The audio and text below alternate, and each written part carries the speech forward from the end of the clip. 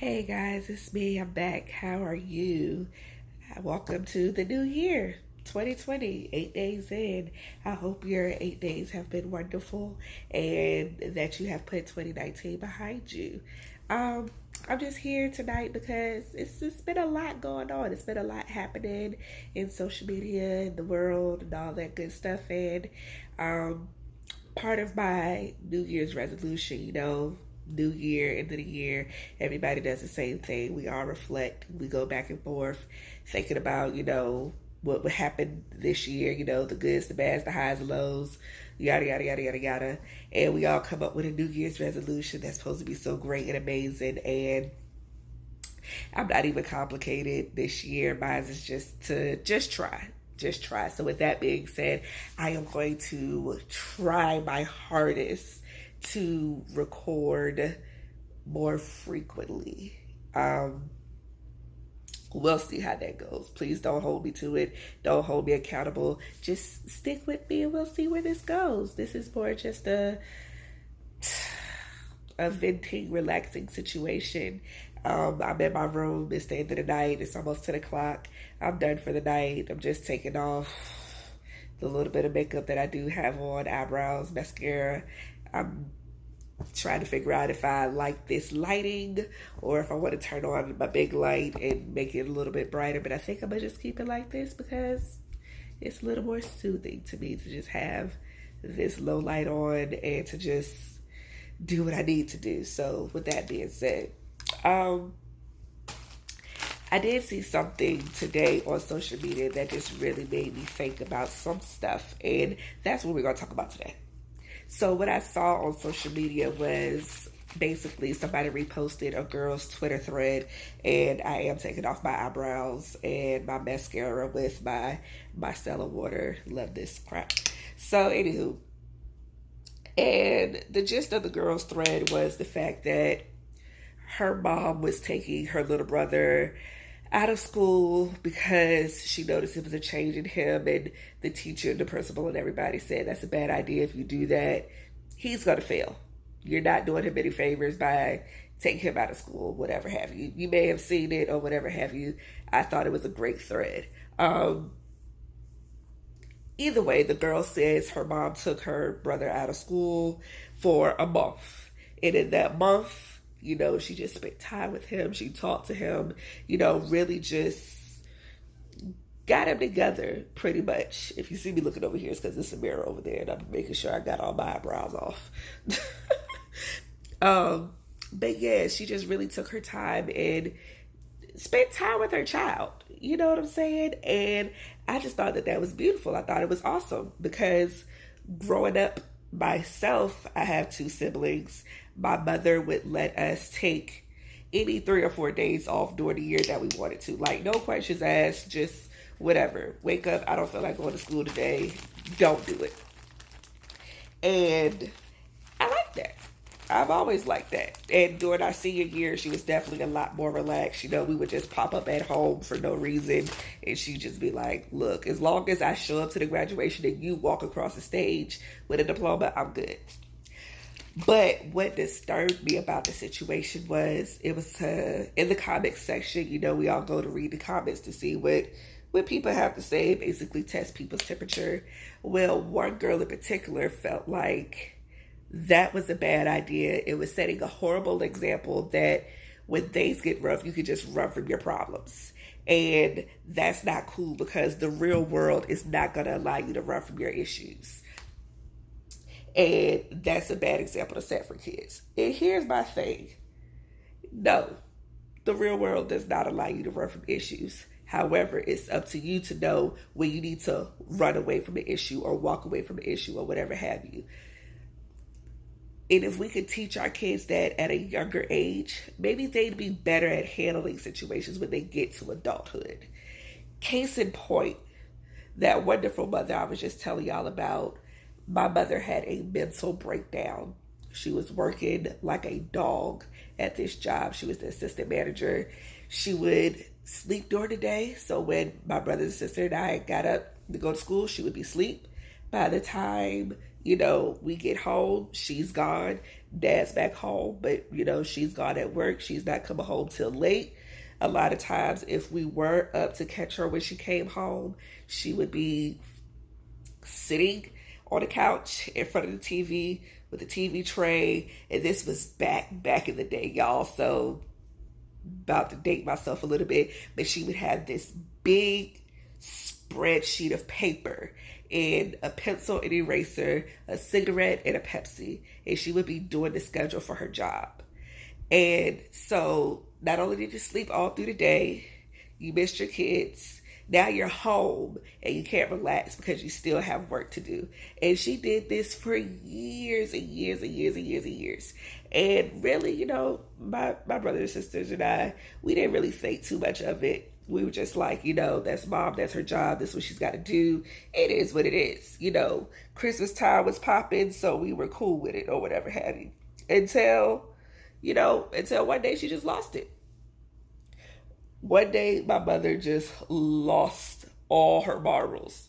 And for lack of a better word, she didn't go crazy, but she just had a breakdown. It was just like, it was too much. At this point, it was too much dealing with her work stuff, dealing with us being kids, and by that, being hard-headed, not listening at home, not doing the absolute best at school all the time. I was a rebel child, so that's a lot in and of itself, along with family issues that she was dealing with that we as kids had no idea about. So all of this took its toll on my mother, and she just had a breakdown. And she stayed in her room for over a week. For over a week, my mother stayed in her room. She didn't leave. She didn't turn on any lights. She didn't do anything. She just stayed in her room. And when she finally did reemerge, this was more than a week. Yeah, it was much longer than a week that she actually just stayed in her room and just sat there. Yes, y'all, the scarf is on. I'm ready for bed right after this. But yeah, she stayed in that room for what seemed like forever. And when she finally did try to go back to work, it wasn't the same for her. So shortly thereafter, I watched my mom, not have a job. My dad held everything down. It was cool. She started her own business. She started her own in-home daycare, and that business completely flourished. It flourished for years, to the point where my mother had a waiting list of people trying to get their kids in her daycare. Beautiful thing. So hold on, y'all. I need to grab my boo. Okay, here we go. Say hey to Bubbo. Anywho, so her business flourished for years, but the one thing that breakdown taught me was to never work myself into the ground for a job, to never work myself into the ground for anything that I wasn't doing for me. You see what I'm saying? So I watched my mother go through that so that I won't go through that. And that being said, it's caused me to have quite a few jobs, because I've realized when I've got to the point where I'm like, I'm giving a lot more than I'm getting back, and I'm getting burnt out, and it's not worth it. So me now as a mother, I can teach my kids self-care is important. They watch me do self-care now.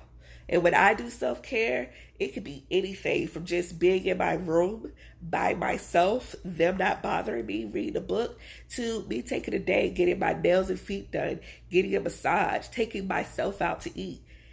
But my kids see me do self-care, so they'll know to do self-care. And I have to say, I completely agree with that mother. If I ever look at one of my kids and I just feel like they're not there, I'm going to do whatever I feel like is best in my kids' best interest. No, it's not teaching them to run away from the world, but it's teaching them somebody cares and sees you. Because the worst thing to feel in life is to be a child and feel like absolutely nobody sees you, nobody gets you, and nobody cares what you're going through.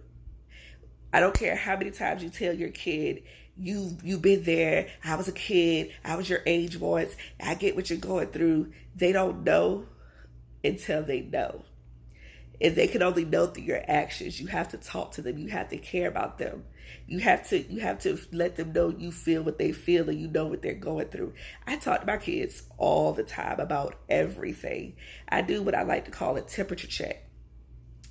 And I just randomly start asking questions. How's everything going to school? Is there anything else you need from me? Do you need anything from me, from school supplies to more attention? Anything that they need from me, I want them to tell me. I don't want to have to guess. I don't want to have to figure it out. And I want them to be comfortable with saying, you know what, Mom? Maybe you can show me more love. You can do this. Because I don't want my kids to feel like my mama didn't care or she didn't try. You know what I'm saying? So it is incumbent upon me as a mother to make sure my kids are getting everything that they possibly need. And if I feel like my kids are in a situation that is detrimental to their health, by all means, that's going to end. That's going to stop, period. I don't care what anybody has to say or what anybody thinks about the situation. It's over. It's done with. That's it. Period. Because my kids are only going to be as great as I allow them to be. If I keep telling them every day to suck it up, get over it. The real world ain't going to let you cry about it, so suck it up. Wipe them tears off, forget it. I let my son cry. Please cry. Please don't be one of these grown-ass men out here that don't know how to cry, so you take your frustration and anger out in the improper ways. Cry. Talk to me. Tell me how you feel. Now, once you've got it out, now you can suck it up. Now you've expressed how you felt. You've put it out on the table. Now let's take the proper steps to move forward. But I'm not ever going to tell my kids to just suck it up because the real world doesn't care. No, everybody in the real world doesn't care. But you should always care about yourself. And you should always have people that care about you, namely your parents. And you should want to feel like your parents did everything that they could to make you feel empowered to be your absolute best. My daughter is 11 years old. She says she wants to do nails. What type of parent would I be if I were to tell her what type of job is doing nails? I'm not sending you to school to learn how to do nails. What's that? You need to do something with yourself. You go to school, making good grades, do something with yourself. I will absolutely not tell my daughter that. You know what I'm doing? I'm buying my daughter tools so she can learn how to do nails. Nail paint, nail art kits, the works, so she can learn how to do nails because that's what she told me she wants to do. I'm not about to hinder her creativeness. Absolutely not. I'm not about to be one of those parents that her daughter wanted to do something or her child wanted to do something and she wasn't there to support it. No, I'm going to do whatever I got to do. You want to do my nails? Okay, I go get them professionally done, but I'm going to let you do them anyway. Because what do I look like just buying the stuff and then not following through on the actions? Yeah, I go get my nails professionally done and I love going to get them done. But I also want to show her that I support her more than just monetarily. I support her with physically being there. Being your guinea pig. I'll do that. I'll do that for you. And when my son gets old enough to say, hey, this is what I've been to, well, let's do it. Whatever it is, you have to be in your children's corner. Because like they said, the one thing is right. The world is not going to be in their corner. So you have to be. No matter what, for everything, regardless, you have to be in their corner because nobody else is. If your parents don't have your back, then what the hell is the point? Yeah, you can have your own back, but it's going to be twice as hard doing it by yourself than if you had the backing from your family. My kids are going to have me to fall back on because I'm going to help them get up. I'm going to dust them off and say, look, that didn't work out. Let's try something else. Let's find another way to get this done. But we not giving up. So that whole thing with the world isn't going to give them everything. So no, the world's not, but you can. Period. It's just that easy. The world isn't here to give us anything or to make life easy. The Lord has already said our days are going to be filled with trouble. So that just is what it is. But that doesn't mean that you just have to suck it up and deal with it. That means you have to pay attention and find ways to help cope with it.